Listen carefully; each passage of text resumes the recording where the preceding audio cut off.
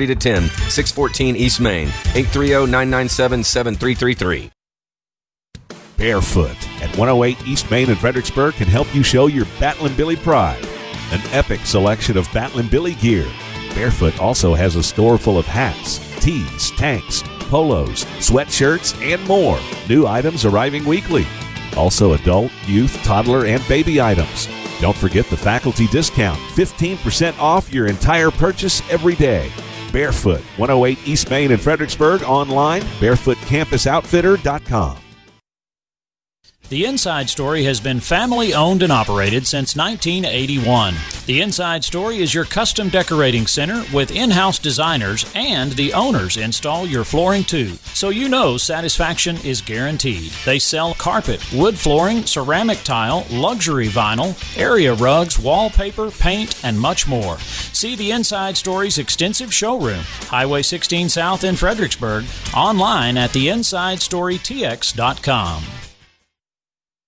Gaddy's Pizza in Fredericksburg is a huge supporter of Battlin Billies Sports, students, and teachers. In fact, Gaddy's offers a lunch special for teachers and students Monday through Friday for only $6.99, and that includes a drink.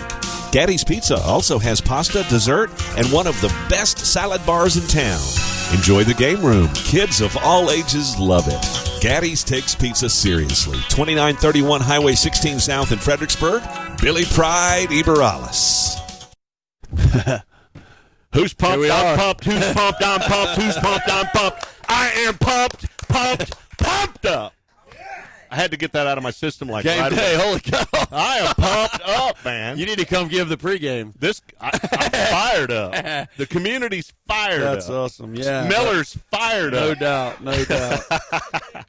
I love it, man. No doubt. Good stuff. It's time for Coffee with Coach. We're at Barefoot, 108 East Main, Fredericksburg. Come on by and get your Battlin Billy gear. Had a lot of folks stopping by last week, picking up their Billy sweatshirts. I had people asking today.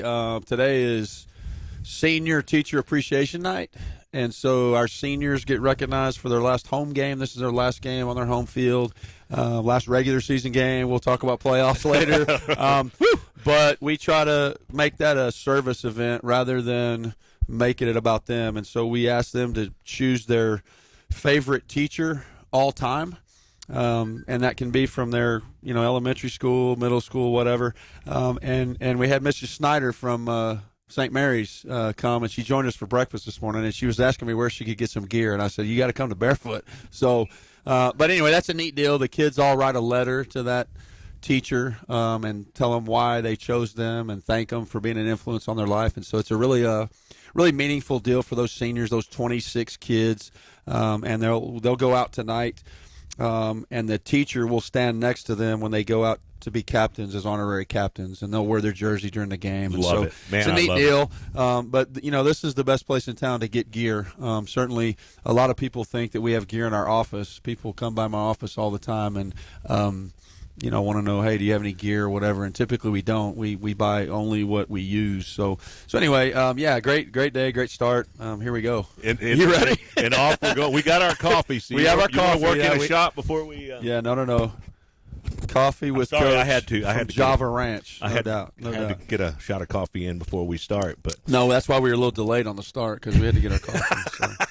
And I keep fiddling with my phone because I'm trying to make sure I have all our scores right from last night. I'm sure your phone's blowing up. It should be. It's people texting, people calling. The crazy thing I told Christian Avila is, certainly you try to be as routine as you can, and that's what we're preaching this week. Joel Griffin is here. He talked to our kids today about keeping it normal, keeping it real. Do what you do. Don't make it bigger than it is. Certainly our community's inspired and excited and going to support and all that stuff, but it's a 53-yard wide field, 100 yards long, and we've been practicing on it since you were a freshman or middle school or whatever. So football is football.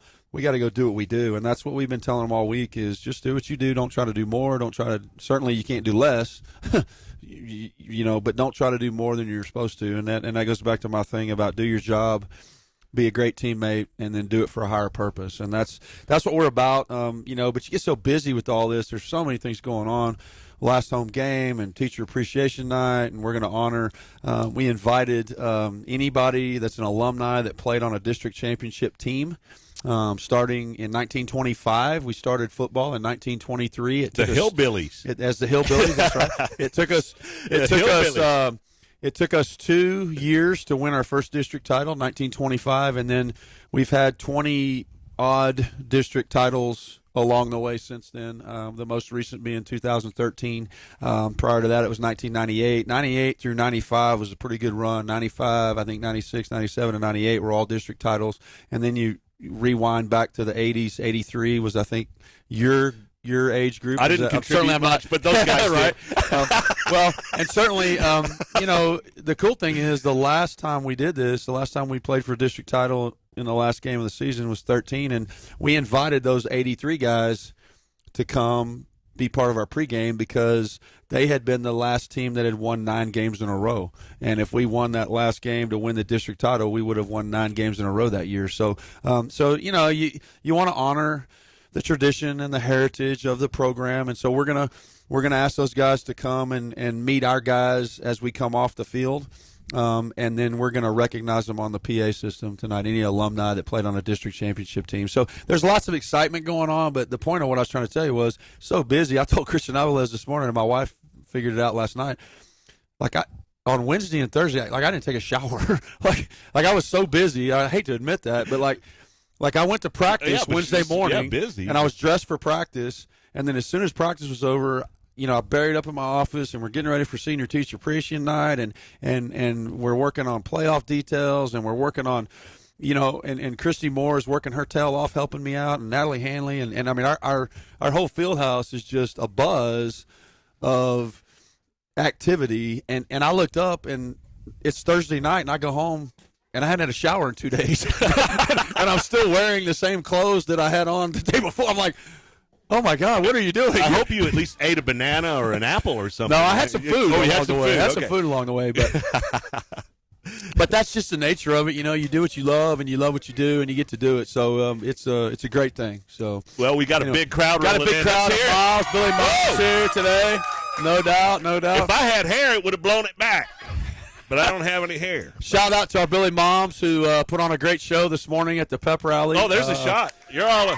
Shout out to Trish Rawls, especially because she organized the production of our annual Billy Moms tribute to their sons. This year was amazing. They did a video, did it about 3 weeks ago or 4 weeks ago, and they put it all together. Coach Renaud, Coach Petch helped. They worked really hard. They played it at the pep rally today, and it was awesome. So, well, Moms, thank you for having your sons. No doubt. I mean, woo! This is huge. This is good. Genetics is the greatest factor in coaching. It really has nothing to do with the coaches. And people don't realize it has to do with the moms and dads. You have to realize how important parents are because parents can really make or break a team. Really, it all comes down to it in the wash. No, there's no question. And I'll be honest that as coaches, when I started coaching in 1992. And when I played and when most of these dads played, coaches were off limits. Like, nobody questioned a teacher, questioned a coach, there was no, we didn't have all these parent conferences and parent meetings and all this stuff. And as a young coach, you grow. I started in 92, and it was like that. I mean, we still gave SWATs and authority, and all that stuff. And so you've had to learn, me particularly, I've had to learn how to embrace that and how, you have to embrace it. In our community, we do it better than anywhere I've ever been in terms of involvement and parents and Billy Moms and Billy Dads and our parent meetings and just inviting them into what we're doing. And certainly, I'll admit the first time I was a head coach, I wasn't about that. I was an old school head coach, and I was like, keep everybody at bay and everything's private. And when we first came in here, we opened up practices. We didn't have open practices before I got here, and along the way, we said, okay, y'all want to come watch practice, come see what we're doing, and that's the thing. I mean, and with teenage kids, I had 2 of them, and, teenagers are liars, unfortunately. They are. That's what they do. Well, they all do. And I'm talking about mine. I'm not talking about yours. Okay? But if you don't have that relationship with parents, then kids are going to lie between each other, just like they lie to mom and dad. If mom says no, they go ask dad, and well, mom said I could or whatever, And that's just a natural thing that teenagers do. And so if you don't have an open relationship with parents, then the kids are going to get stuck in the middle, and then people get mad, and people get their feelings hurt, and all that stuff. So you just got to be able to have an open relationship and be honest. honest and have an open door and talk to parents. And I love our parents. They're amazing. These ladies have done an outstanding job of feeding us and taking care of us and all the stuff they've done. And our dads are doing a great job with what they do. So it's a great team effort for sure. You bet. A big team. Yeah, no doubt. Big Huge. team. Huge well, organization. Let's get into it. Here we go. Big district win on the road at Burnett, 10-7 defensive battle. It was awesome. Yeah. 4-0 in district. Yeah. A shot at the district title tonight versus Lampasas. Yeah. You got to just be feeling. You got to be riding the wave, right? Feeling great. Yeah, yes, certainly. I mean, like we said all year, everything tastes better. You sleep better. Your drive is better. If it gets cold outside, it's better. If you drive a Jeep without windows and water splashes on you, it's better. Everything's better when you're winning, no question. But that's the thing is, I think something about our team that's defining is that we don't get too jacked up when things go well, and we don't get too rattled when things aren't going well. Even keel, I think last Friday night was an example of that. Certainly, we had some moments where we had some things that we didn't do typically or normally, but we rode it through. Shout out to Coach Wilder and our defense. I mean, at one point this year, we were near the bottom of the district in defense, and that was because we were playing really good teams. But we've climbed our way right back to the top, and probably the most telling thing this week of this district championship game tonight is that Lampasas is number 1 in offense and defense, and Fredericksburg is number 2 in offense and defense. And so, a lot of people don't buy into stats. Yeah, they matter. I mean, they do. Turnovers matter. Production on offense matters. Production on defense matters. It all matters, and so you got the 2 best teams in the district playing each other for the district title, and if everything goes right, we're going to jump them at least in one of those categories tonight. I don't know if we can catch them in offense because they're averaging almost 100 yards more than we are in a game. They're averaging close to 500 yards a game. So, but we certainly have a chance to catch them on defense if we can show. Well, I guess I could ask now. We'll be talking about Lampasas later, but do they do that through the air? Are they fairly balanced? They're fairly balanced. They're fairly balanced. I want to say they're 56% run and 44%. If my stats are right, like stats don't matter, right? 56% run, 44% pass. So they're fairly balanced. But we'll certainly get into them in a minute. Right. The Burnett game was a team effort all the way around. We had some good moments in special teams. We had some great moments in defense throughout the whole game. I don't think the defense ever gave up a couple of explosives, but other than that, I mean, we kept Burnett down to their atypical low number of offensive production. So defense played exceptional. Offense, the thing that I think defines our offense this year, and it has every year since Coach Huff took over, I mean, he's done a great job of balancing up our offense. And when you talk about balance on offense, most people think you're talking about run and pass 50-50, and that has nothing to do with it. Balance on offense is about doing what you have to do to win. And last Friday night, we could do one thing, and we did it, and we went right down the field, and we scored, and then they took it away from us. And so we were trying to figure out other things we can do. And then 2 weeks ago, Canyon Lake overloaded our passing game because we had torched Liberty Hill throwing the ball because that's what they gave us. And so Canyon Lake took that away from us, and we ran the ball, and we had an exceptional night of rushing. And so that's what you want to be able to do on offense. Certainly, if you could draw it up and do like you do on Madden or whatever, then you'd be equal pass and equal run. But the whole art of it is figuring out what it is they're trying to take away and then countering that. And that's what they did a really good job of. Been doing a great job. And it's been good. And I'll give Coach Huff a shout out is since he took over, I mean, we've every year we've been in the top 3 in offense in district. We put up a lot of points. And certainly that's a shout out to our players. We've had some really good players and really good people playing skill positions. And this year is for sure that's true. Absolutely. So, Now, the team has been a little bit flat the past couple of games, at least for the start. How do you avoid that tonight going into Lampasas? I don't know if it's being flat or if it's just figuring out what we can do, what we can take, and we had a huge interception by Rob Zuberbuehler last week, which that kind of got us sparked, and we went flat because we got down there and we had to kick a field goal, and in those cases you always want to try to get 7 points. But shout out to Aaron Cadero for making a field goal. I said at one point he was going to win a game for us, and we won the game 10-7, so he won the game for us, and he made his extra point. So I don't think it's as much flat as it is. I don't think these kids are flat at all ever. I mean, the cool thing is, and this is completely outside of my character, but we turned it over to them. Like, all the pregame is on them. Like, it's on them, and our captains are outstanding. They lead us through the stretch.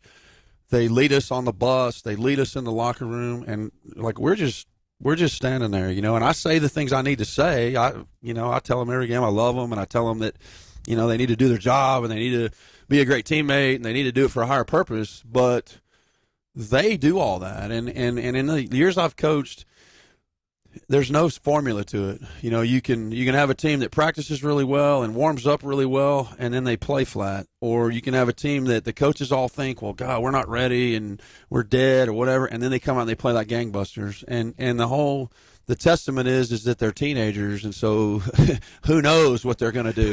Who knows what they're going to show up or what they're thinking about or what they're focused on. And so it's a crapshoot trying to figure it out. And in the old days, coaches were this is the way it is. And I can remember playing, and pregame the coaches would turn out the lights and you couldn't say a word. Well, if that doesn't fit your personality, that doesn't do anything for you, And we got guys on our team that are function different ways, and it's our job to figure out how to punch all their buttons.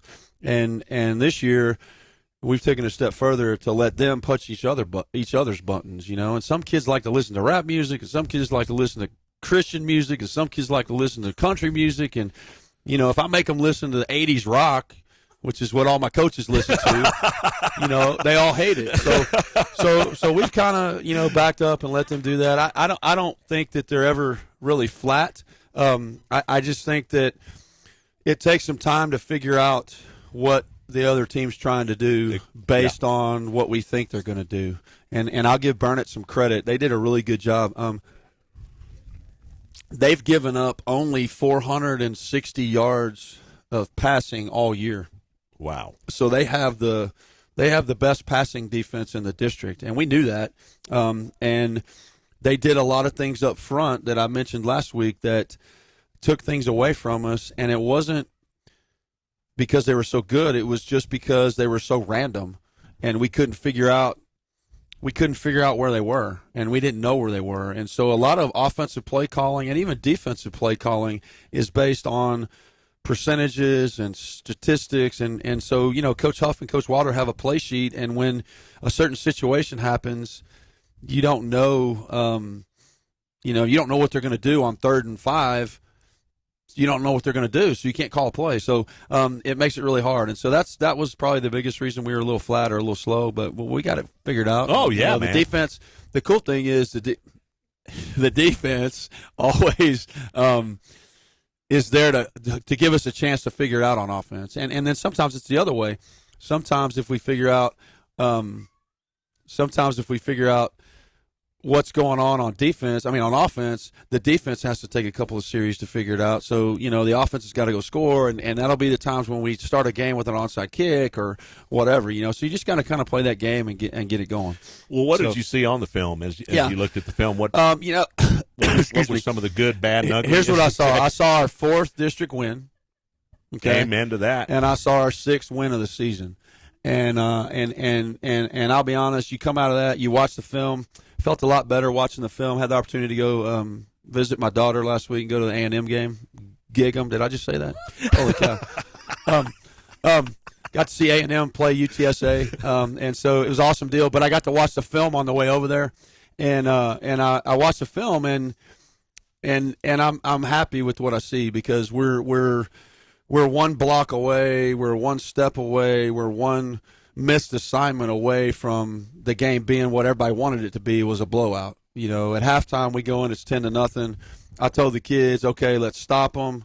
We'll come back, we'll go score. It'll be 17-0. We'll stop them, we'll go score again. It'll be 24. I said, by the time this is over, it'll be 35-0, and the game will be over. Well, we didn't do that. We made a few mistakes, but we were one mistake away from doing that in every situation. So, and we had some good luck. I know social media talked about the taunting penalty. That was exceptionally the right call. The kid from Burnett scored a touchdown, and he turned to his left, and he said something to one of our DBs, and then he turned to his right, and he stuck the ball out to our sideline. And he did it before he entered the end zone, and so that's a penalty. About 5 years ago, that became a penalty that was pre-touchdown. They go back to where he did it, and then they put 15 yards on it. And I was almost in the end zone in their ear because I wanted to make sure they got it right. Because if they got it wrong, they would have given them the touchdown and then given us the 15 yards on the kickoff. So I wanted to make sure that the officials got the call right. So, and certainly luck plays into this. You know, we talk about, you know, today and most game days, people all day will tell our kids and tell us good luck. And early in the season, we had a video of character development, and it said good luck, nope, hard work. And so we sacrifice, you know, hard work for good luck, but certainly you got to have luck in a championship season. You've got to have good luck as well, and that was some good luck, you know, because they count that touchdown and we lose 14-10. So, and plus, once the playoffs start, the deeper you get into the playoffs, could be one little bounce to the ball, or so. Yeah, luck definitely is part of that. What about some areas of improvement that you saw in the film? What did y'all do at practice this week? Might be a better way to. You know, here's the deal. Was practice okay? Yeah, practice was good. Yeah. The bottom line is, we've all got to get better at what we do every single time we practice, and that's hard. I talked about it last week or 2 weeks ago. We've been doing this for 14 weeks. Okay, 11 weeks of a regular season, 10 games with one open week, and 3 weeks of training camp. So we've been doing this for 14 weeks, and quite honestly, just like in families, you get tired of each other. You get sick of the grind. You get tired of, and you have to, through great leadership and through mixing things up and through, like, we started a couple of weeks ago, we started playing dodgeball as our warm-up during our Thursday practice, just to do something fun. We've done some deals where we've let the linemen play receivers and skill players, and we've done some things where we've, just trying to mix it up so that the kids maintain the variety they need, so that when we have to work, they're constantly working to get better at what they do. And the other thing is, the humility side of it. When you win 4 games in a row and you're leading the district in rushing and you're leading the district in receiving and punting and whatever, you start to see your stats and you start to think you're pretty good, and then maybe you don't have to work as hard. And certainly it's the other way around, right? Because get that target on your back. You get the target on the back. You know, I sent them all a text this morning and I said, "Rise and shine, boys! It's district title day." Okay, and I said, let's do what we do. Let's go see kids at the elementary. Let's give our teacher jerseys. Let's love on our moms. Let's do all the stuff we do, but let's make championships part of our routine. And so let's take care of this, because next week we'll win a bi-district championship. The next week we'll win an area championship. The next week we'll win a regional semifinal championship. The next week we'll win a regional championship. Then we'll be in the semifinals, and then we'll be playing at AT&T. So, man, I like it. I like it. And I can visualize it. I see it. But that's only going to happen if we don't take any of this for granted. It's only going to happen if we stay humble and we have humility and we keep working to get better at what we do. And that's really what it boils down to. I wouldn't say any particular area of improvement. We've got to function better on offense, no question. We've made too many mistakes. We had some mental mistakes. We got behind the chains. We stumbled, fumbled the ball a couple of times. We jumped off sides. We were supposed to go right, and the lineman goes left, and we had some mental errors that you can't have this late in the season. The good news is, I've said this every week, our perfect game is still out there. Yeah. Right? And we have not played a perfect game where all 3 phases of the game, everything goes right. And we may never, but certainly we want to be close. And as you get to play for championships and play in the playoffs, you have to be close, because that's what determines. Tonight's game is going to be determined by It's going to be huge. It's going to be electric tonight. I know it's going to be packed. Yeah, it's going to be crazy. Got the weather, got football weather. No question. No question. It ought to be one heck of a night tonight for Billy Nation. Hope so, man. Hope it's not for the Badgers. Badger Nation. Yeah, it's going to be Billy Nation all the way. Well, we're going to take a quick break. Let's get a shot of this crowd here. Woo! Big crowd. Largest crowd ever. Has to be. Yeah, this is the record. We shattered capacity, standing room only. We're at Barefoot 108 East Main, Fredericksburg. Thank you all for logging on and listening to TexasRadio.net. Don't forget King and Cayman. If you can't make it to the field, they got your play-by-play tonight here on the radio side, TexasRadio.net, and, of course, United-Live.com. No question. Java Ranch and those guys. Shout out to our team dinner sponsors, Airport Diner, Auslander, West End Pizza. They had West End Pizza this week. It was awesome. I got to go by there last night. And then Backwoods Barbecue.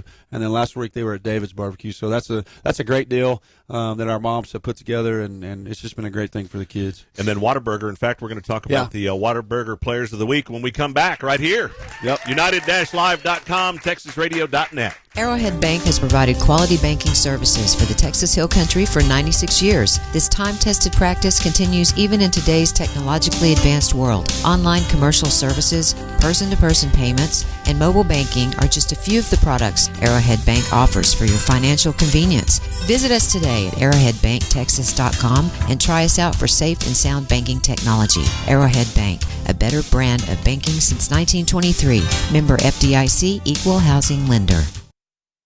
Dutchman's Meat Market in Fredericksburg is the place for premium meats.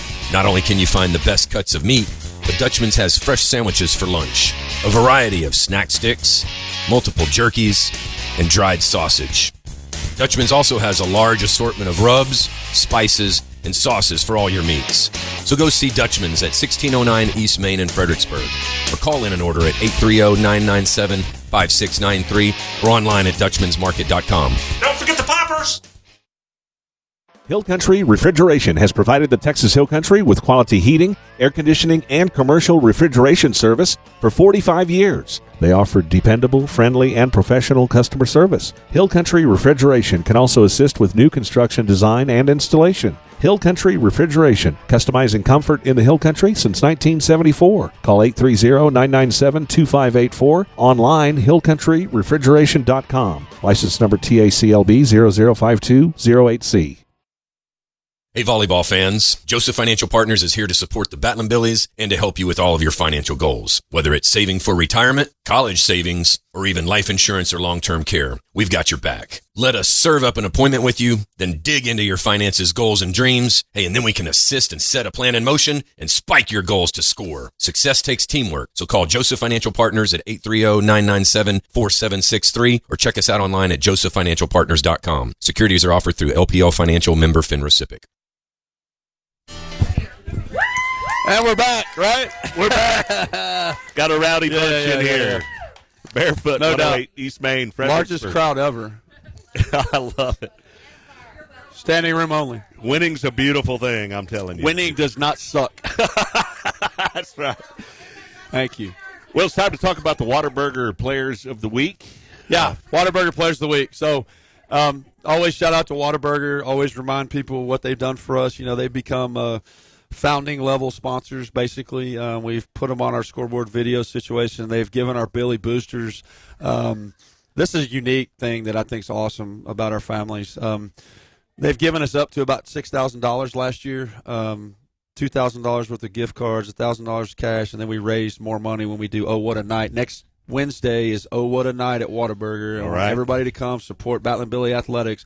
We get 10 or 20% of all their proceeds from like 5:30 to 8:30, everything they sell. And so we'll try to get our cheerleaders there, and we'll try to get it decorated and all that stuff, and certainly it'll be in playoff theme and all of that. But this year we had some very generous dads and families that covered all the meals for our football kids. Every single football kid's meal was covered, so we didn't have to tap into any of the Whataburger money. And so this is how any athletic program works.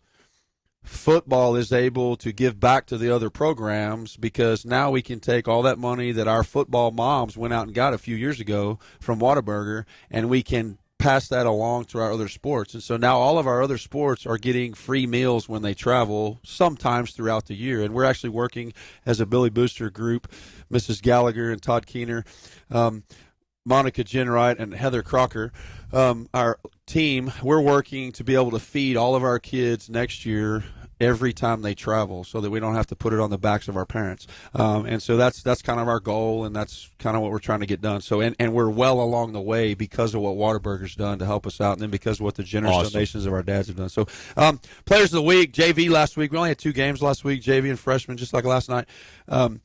Player of the week for the JV was Luke DeCuffa. He's a number 22. He's a linebacker, tight end kid, plays hard, does a great job. Expect great things out of him over the next few years. He's a sophomore and will continue to get better as a player. He also plays basketball. He plays baseball. He's a multi-sport kid. And so we certainly appreciate him and his efforts. He's also, we'll talk about the playoffs in a little while, but we're bringing up 19 underclassmen with us to go to the playoffs. We designated 9 freshmen and 10 JV kids. Plus there's 3 that have already been traveling with us doing our stats, and so we're going to suit them up and let them kind of be part of what's going on. But Luke's one of those guys. And then our freshman player of the week is a quarterback, Will Degenhart. Outstanding young man. Done a great job. But the big thing he did was we've been running 2 quarterbacks all year. Sam Seidenberger and Will Degenhart have been rotating pretty much every single series, and that's what you want to do on your freshman level because you want to be developing quarterbacks. And shout out to Coach Huff for getting that system like we wanted it. We start that off in the spring with quarterback school, and we have a certain number of quarterbacks we want on each team, and we want them to get reps. But Sam got hurt. So the entire thing kind of fell on Will. Now you're the guy, which is a cool thing. I mean, that's what you want. Everybody wants to be QB1. So he became QB1, and he did a great job. They did a super job, and so those were our players of the week. And then on the varsity, shout out to Rob Zuberbuehler, special teams player of the week. He got a big interception on defense too. And something, you try to keep injuries under wraps. And so coming out of Liberty Hill, probably the 2 guys that had the most, not surprising, but the best games against that offense were Quentin Petch and Gavin French. Well, they both got hurt. like against Canyon Lake, they didn't play, and then they didn't play against Vernon, and so and Taylor, and so the biggest thing you had to do was get some guys to step up, and so it kind of goes unnoticed. But against Canyon Lake and against Taylor, Zuberbuehler steps up. We moved Dylan Arns kind of out to that position to play Canyon Lake, and so shout out to him because he was able to play multiple positions and be moving around, and I love that dude because he's just a football player. I mean, he wherever he is, the ball's going to be there because he's just got a sense and a knack for it. And I wasn't surprised he got an interception the other day. But he's also done a great job punting and holding and doing all the things on special teams he does. And then defense, I don't know how many times he's gotten it, but Luke Duderstadt again. Program kid that has worked his tail off, and it is finally paying off for him as a senior. He's in the spotlight. He's certainly an outstanding linebacker. I mean, these are the best 2 linebackers we've had, and we've had some good ones, man. I'm telling you, first couple of years we were here, we had some really good linebackers, and there was kind of a lull in there where we weren't quite as good at that position, and that was one of the reasons we weren't as good on defense. And so Logan and Luke Logan Hunter, God, he's going to kill me. I just called him his little brother. Holy cow. Hunter Metzger and Luke Duderstadt have solidified our middle with Dylan Arns playing that position as well. And we did bring up Logan against Canyon Lake to help at that position too. So we're really solid in the middle. And when your defense is good, your linebackers have all the production, because your defensive linemen are keeping the guys off of them so that they can make those plays downhill. So certainly they have great production. But the thing that Luke's done the most is he's put pressure on the quarterback, and that's Coach Wilder's done a much better job of timing our blitzes and having things so that we can get pressure on the quarterback. And I really think that paid dividends last week against Vernon because Absolutely. That quarterback was not able to throw the ball accurately most of the night. So, and then offensive player of the week, again, I always love this when linemen get player of the week. Landon West, those guys we were talking about this morning at our Bible study. Unfortunately, everybody in the stadium knows when they screw up, right? Because that means the quarterback got sacked or they jumped off sides or whatever. No one notices everything they do, every single play that's perfect or that's right, unless you watch a film and unless that's your kid playing. I know all these lineman moms are watching those guys. Great in our video this week, great shot. So pleased, and I'm going to give a shout out to Travis Case because 2 weeks ago he got a penalty on a touchdown, And last week he drew the penalty on the touchdown, and he drove the guy all the way to the back of the end zone. And he was about to pancake the guy, and the guy grabbed his helmet and yanked it off his head. And so there was like, I didn't know he broke his nose. Holy cow! Uh-oh. Well, holy cow. Well, anyway, but love it when linemen get to be in the limelight just because of what they do for us. So those are the players of the week, and can be more proud of those guys. A lineman with a broken nose, that's old school. I mean, that's like smash mouth, break your nose, man. Yeah, that's like the Mean Machine. Or whatever. I think he broke his nose. Anyway, here we go. All right. Cool. Well, tonight we got to talk about Lampasas championship. Yeah. Let's all let that sink in. Yeah, for the district shit, man. championship tonight. No doubt. So, no doubt. Yeah. You know, stuff. So this whole journey started this same week last year, right? We and our middle school coaches, I told you I was gone. I went to the A&M's game last week, and they did that, and they didn't call me and ask me what they're going to do, but they reminded us by putting on our scout board what happened last year. And so, and I think that's good because this is when this all started. This literally started the moment that game was over. Yes. Right? Yes. And what are we going to do, and how are we going to do this, and we're going to fix this, and all the things that we've been through. In the paper this week, I talked about how deliberate we've been as a staff, how deliberate our leaders have been, how deliberate our system. We have made very deliberate actions all the way along the way to get here. And so I thought it was good for them to remind us, we lost 49-47. We spotted them 21 points. That's what sucks about the whole playoff deal is you win the game in your second place and you got a chance to play 2 or 3 more weeks because you're probably going to beat the first-round opponent. You lose the game, you're in a 3-way tiebreak, and you lose on points, and you're picking up equipment on Monday, and it's like the worst thing ever, and it sucks, and everybody's miserable, and everybody's ticked off and whatever. We're going to fix it. And so we fixed it by putting ourselves in a position where nobody controls us except us. And Amen. So we're in the playoffs, and we're going to win the championship tonight, and we're going to move on. It's been great. So, it couldn't be any better than that. That's what it's all about. Mrs. Gallagher texted me last week on the bus, and she said, you said something in August about this might happen or this could happen or whatever. And, when we did the video, at the end of the video, my line was, let's go win a district title because I've done this long enough. I knew we had the chemistry, we had the coaching, we had everything together. We've got the talent, certainly. And so, we're able to do what we wanted to do, but we certainly have to tone it back a little bit. And that's the whole deal with the kids is that this is going to be big for the community, but it has to be a game for us. We have to, this is business. When they step into that APR at 450, we're going to work. We're back to business. We're not getting all hyped up and doing things different than we've done. We're certainly going to get ready, and we're going to go to work and do our job and have fun. But, yeah, it's a big deal. I picked Lampasas when I did my preseason pick. I picked them. Everybody else picked Liberty Hill, but Liberty Hill graduated 34 seniors. Yep. I knew we were going to beat them because I knew that their underclassmen weren't very good, and so I knew we were going to beat them. And so I picked Lampasas, and then I picked us second, and I picked Canyon Lake third. I picked it just like it's come out, and certainly – we're going to fix that tonight, right? We're going to end up in first because I thought we could do it, and I knew, we like I said, we should have beat them last year.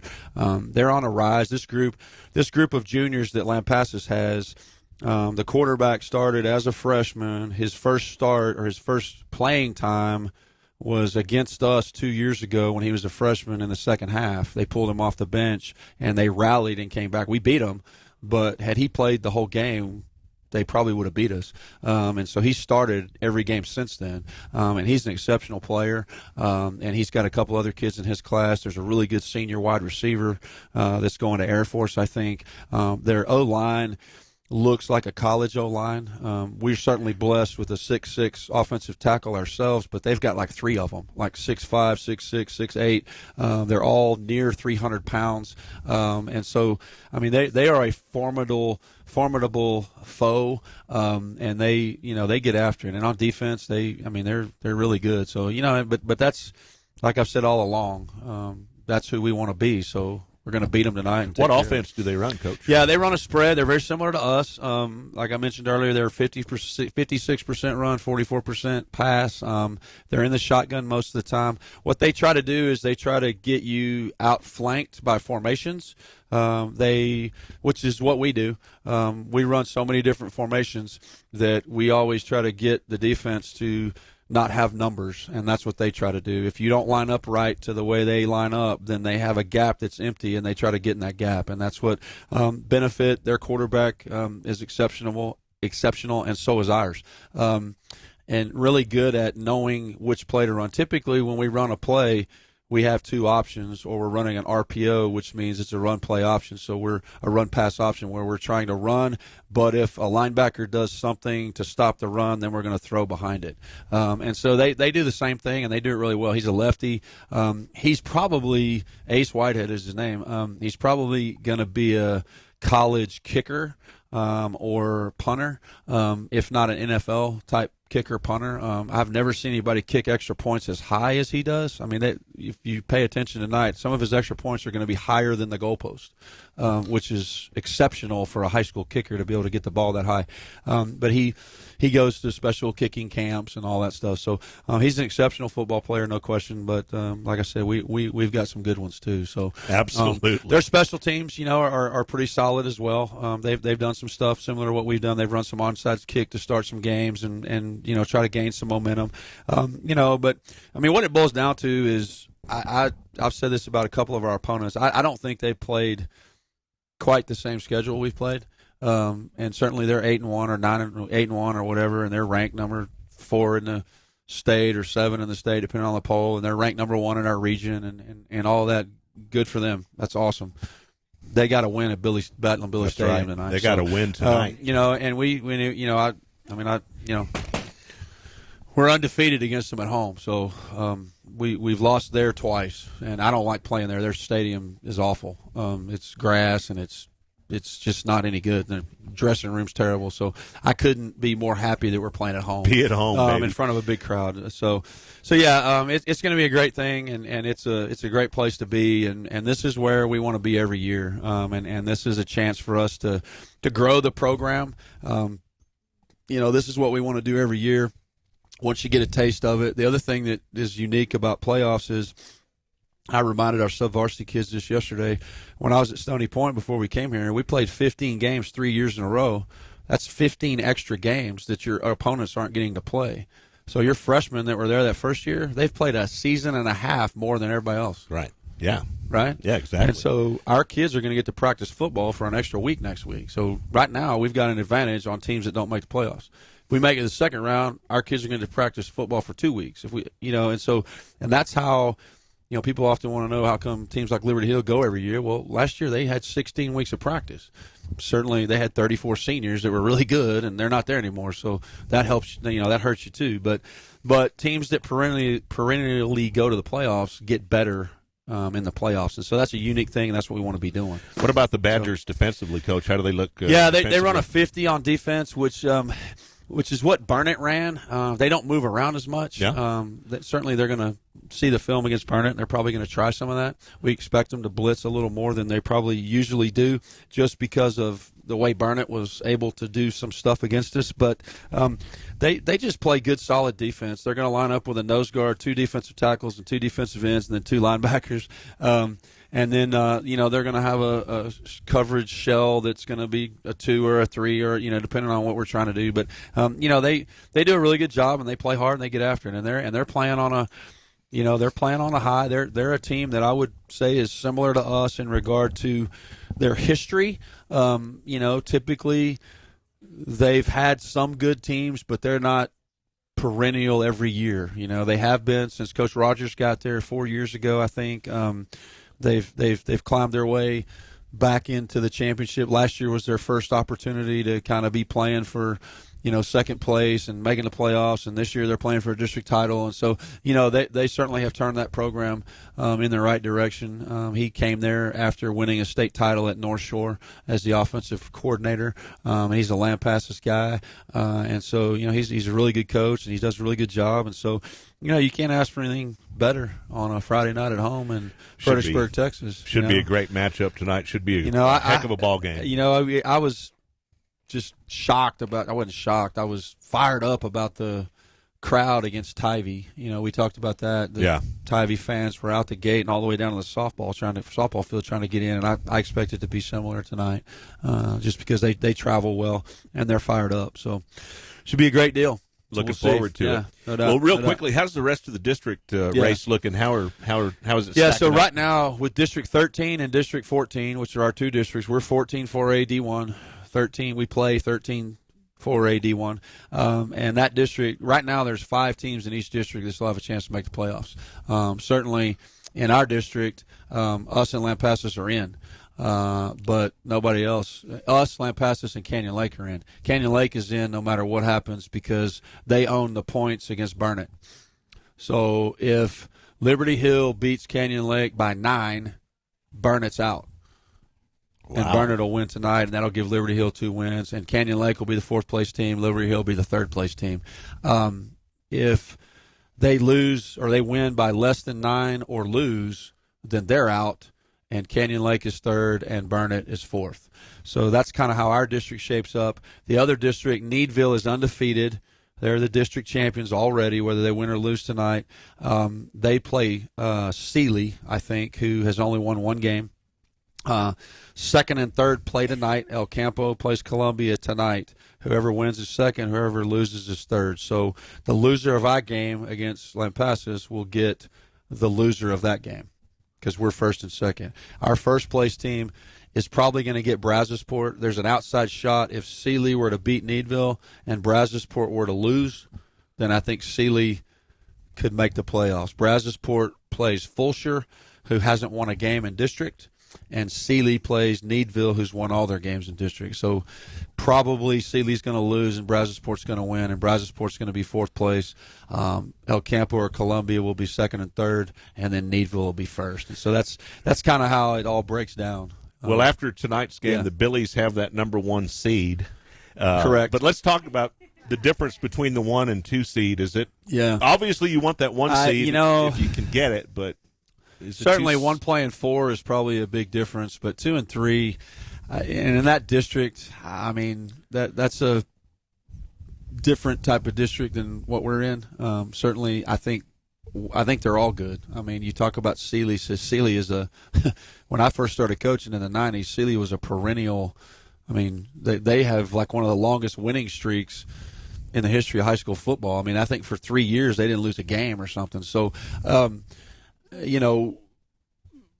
Campo's been to the state title. Brazosport. I mean, they're all good. And so I don't know if there's any advantage. I think certainly the reason somebody's 4 might be because they've had a rash of injuries or they lost some players or something like that. So you may have a slight advantage. But I certainly don't think, it's that pronounced. Gotcha. Depending on that's mostly dependent on geography and what the alignment does for you in terms of what district you play. If we were in another district more south, then it might be more pronounced. But I don't think it is when your first round you have to go east all the way to Houston. I don't know if people know this or not, but I've been working on this all week when I've not been watching film of Lampasas, of course. But Brazosport, Texas is like in Freeport, like that's like by Galveston. Right, right. It's a long way from here. like 5 hours or something from here. And I'm like, that's who we're going to play in the first round if we win. Where are we going to play them? Like, what is that going to be? So it's now you get El Campo's a little bit closer, and Columbia's right there by Brazosport, and Needville's kind of right there too. So they're all kind of Brazosport's the furthest, and they all kind of come back toward us a little more. So it's interesting in regard to the way the UL did that, but that's a pretty good hike for your first round playoff game. I mean, typically, like the Round Rock district, I mean, they're going to be playing the San Antonio district, I think, or whatever. So they're going to, it's a lot closer. But that's just the way 4A D1 worked out, because in order to have the split, the geography has to expand to have enough teams to be able to do what we're doing. So, well, thanks for shedding light. Yeah, on you all bet. that. No, that's what it'll look like. Stuff. Certainly, we'll get that information out. You don't want to look ahead, but the thing that's changed is that 6As and 5As now play with a home field advantage. So in 6A and 5A, it really matters to be first and second, because if you're first or second, you get to play at home in the first round of the playoffs. Are they going to bring that over to 4A eventually? I'm on that football advisory committee for THSCA, and we meet with UIL occasionally, and certainly they're talking about it. They've surveyed the coaches, but the issue is, I wouldn't want to be on the other end of having to drive to Brazosport to go play. We got to take a whole day off of school, probably. This is true. I don't know what we're going to do. So I don't know. I think it's going to try to trickle down. But the UIL is really good. They typically take the advisement of the advisory committees, and then they survey coaches, and then they have UIL legislative council meetings where they get reports and they talk about all the different things they want to do. And I think that's something that could come out of the next alignment. The next alignment will happen in February, so we'll have another advisory meeting in December. And so that's something that could come out of it. But what it's done is there's not anywhere to play. Like all the 5A and 6As, typically those are, unless you're like Westlake or Lake Travis, but most of them are multi-school school districts, right? And they have like 2 or 3 big stadiums. Like in San Antonio, you've got, Comalander and all the big ISD, NEISD, Northside ISD, all those big stadiums. Well, they're all occupied with their teams. So they're not letting 4As and 3As and 2As play there this week because they've got to host their teams. So it makes it a lot harder to figure out where you're going to play. And so, the rationale behind my story earlier about not taking a shower for 2 days because I was stuck in my office, I was watching film of Lampasas, and I was on the phone trying to figure out a 4-way scenario with 5 teams in each district, 10 teams involved, and finding 4 stadiums where we can all agree on that 1 and 2 will play here and 3 and 4 will play here. We're trying to get 1 and 2 closer to us and trying to get 3 and 4 closer to them, and getting everybody to agree that, okay, yeah, if I finish third, I'll travel, or if I finish second, I'll. Yeah, holy cow! It's crazy. So I that's all the light I'm going to shed on that. Except that we'll get all that out as quick as we can. We're going to have a playoff T-shirt as well. We'll get that out. What? Oh yeah. Lampasas has already booked their game. They put it on their max prep schedule that they're playing Brazosport. So wow. My mom's had to remind me of that. My wife had to remind me of that. I reminded the kids of that yesterday. So that's cool. Good for them. I thought, well, hey, maybe I had to go check before I brought that up. I went to check ours to make sure that Max Preps didn't do that just based on a prediction, right? We only have 10 games on our schedule, because if my coaches did that, somebody get fired. Seriously, somebody get fired if that happened on our side. But literally, they already have that they're playing Brazosport next week on the 15th. Well, they're gonna hit a Billy Buzzsaw tonight. But they're gonna hit a Billy Buzzsaw. But we're certainly going to get that information out. No, you're good. You're good. We're going to get all that information out. I think, from my perspective, probably the best thing I've done this year is make a 147-person email chain. Our communication with our parents has been better than it's ever been, and that's a huge thank you to those that encouraged me to do that. I appreciate that. Now it's easy because I can delete seniors and add freshmen, and I don't have to do 147 like this again. So, that's why I'd never done it in the past, because I didn't want to do that, so I took the time to do it. But anyway, we'll get all that out to them as soon as things happen. As soon as the game's over, whatever happens, I'm going to be on the phone for a couple of hours working all this out and getting it all figured out. And then first thing Saturday morning, we'll do our normal thing, start breaking down film of whoever we play. We're going to, we hadn't already agreed, but we're going to try to trade all of our films tonight after the game. And then we'll trade tonight's game after we get it broken down. Our middle school coaches will spend all night breaking it down, and then we'll send it to them at 8 in the morning. And then we'll, figure that out, and then we'll get all the information out. We're going to sell T-shirts probably until Monday afternoon, and then we'll have those delivered probably to the Fieldhouse concession stand next Thursday to distribute. Last time we did this, we sold like almost 500 T-shirts. So hopefully we'll get all that stuff done, and then we'll know. Talk to Billy Bushers this week about if we have to make one of those really long road trips to Bryan or to Waller or somewhere like that. We may try to get some real charter buses.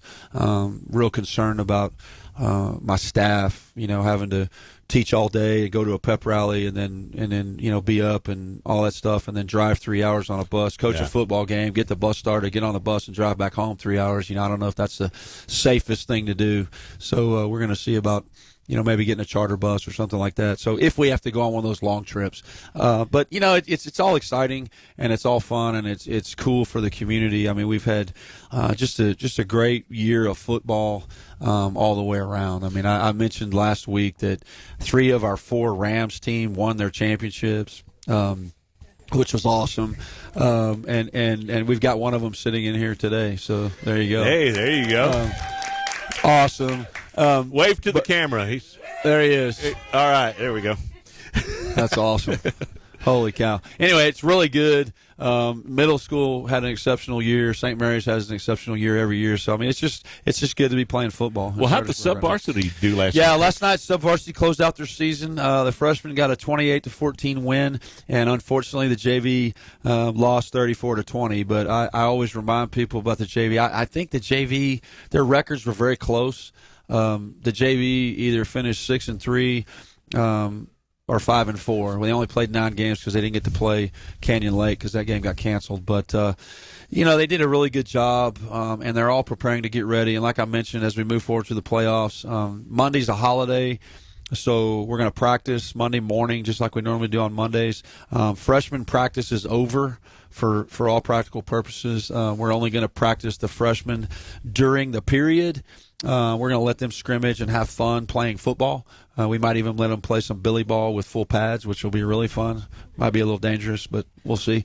But we're going to let them have fun playing football. We're going to make it fun. We're going to still lift them and run them and condition them and all that, but then we're going to let them have fun playing football. And then, like I said earlier, we asked 9 of those freshmen to come to varsity practice with us, and then we asked 10 of the JV guys to actually be on the varsity with numbers. And, of course, the JV's all going to be there. And I want to make sure all the parents hear me.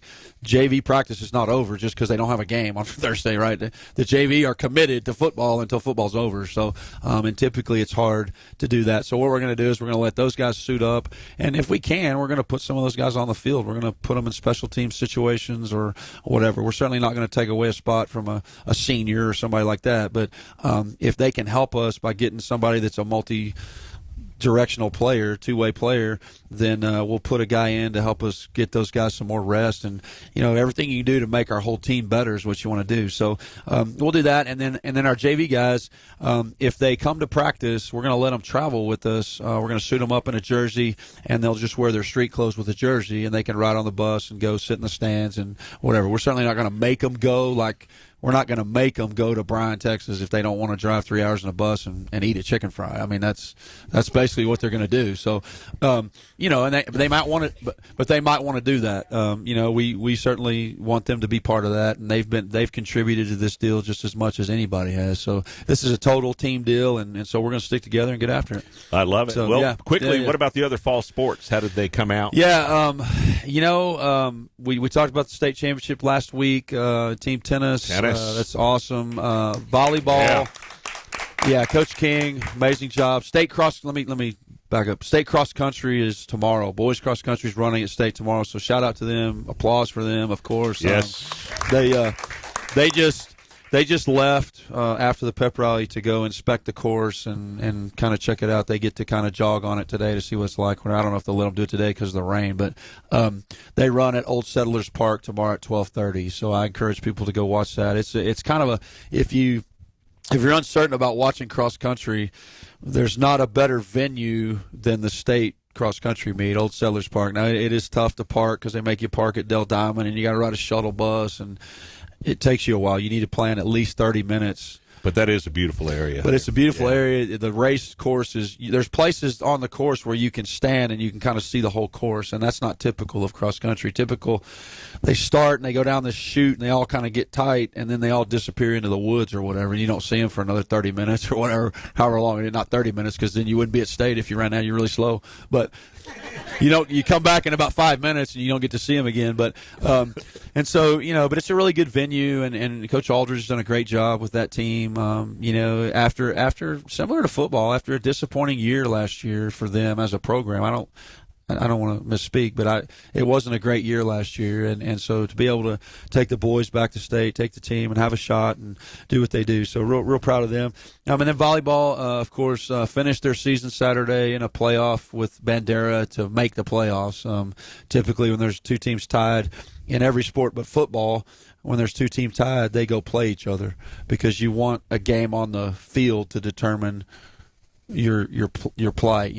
Football, you can't do that. You're not going to add a game between the last game and the first game of the playoffs. You just can't do that. So, but they did that, and they lost to Bandera, I think, in 4 games. And so, proud of their progress. They're certainly a climbing team. They're young. The seniors did a great job of embracing the return of a coach and a new coach, if you will, for them at least, and leading the team and doing what they need to do. They had 3 freshmen that started, and the younger programs are building. He had so many people show up to his winter league that he had to do another night because there's so many people that want to get back involved in the extra volleyball. So proud of him for what he's done. And then both of our basketball teams are going. I got to see them scrimmage the girls a little bit on Tuesday, and they certainly looked exceptional. They scrimmaged a really good Kerrville team, and so certainly they still have work to do. Coach Kamen, I got to see them at practice the other day. I haven't seen them perform yet, but they're practicing hard and getting after it. And then our swim team is performing today as well. Our swim team is in a meet today, and they've done well also. We expect them to send a relay team and several individuals back to state. So it's a cool thing, and I can't say thank you enough. I'm humbled and honored and blessed to be able to do this and be able to do it this way. Is just an amazing thing. Our community is so supportive, and it's just there's just something about high school football, and when you win in high school football, it carries over to the classroom, and it carries over to the main street, and it carries over to and so that's why it's such a big deal, and it's great to be in this position we're in, and we just want to keep it going. So, well, congratulations. Excited, yeah, and, no doubt. Finish it tonight. Get that district championship. Right on time. We went over today. We went over Shocker. a little bit. But, Shocker. I talked too long. That's all right. We're good. No. Very pleased with what we're doing. Thanks for you guys. King and Cayman, you guys need to listen to them. I think it's a cool deal if you can put your little earbud in and listen to it while you're watching it. A lot of people do that. King does a really good job. And shout out to KNAF. They do a good job, too. They put it on the AM radio for some of our community that needs to listen to that, too. Absolutely. So it'll be a big deal. Get there early. We're red and white. Be loud. Let me remind everybody that we're not at a tennis match tonight. Okay, certainly. Holla. We want it to be loud as ever. Coach Hex, give Coach Hex credit. He's tried to create a game day atmosphere by playing music during the kickoff, and now we're playing Don't Stop Believing in the fourth quarter, and remind all the parents and everybody in the stands, get up your phones, turn on your lights, and our kids feed off that stuff, and so it means something. So let's get out there and get after it, and let's win as a community over Lampasas tonight. I love it. God bless you, folks. Thank you all for coming out. Being here. Thanks to Barefoot for hosting 108 East Main, Fredericksburg. God bless you all. Take care. Thank you. Canop Healthcare in Fredericksburg, established in 1965, offers the Texas Hill Country assisted living, long-term care, and physical, occupational, and speech therapy. Canop Healthcare is family-owned and operated with skilled nurses in every department. Plus, they offer the Hill Country memory care, Find them at canophealthcare.com or call 830-997-3704.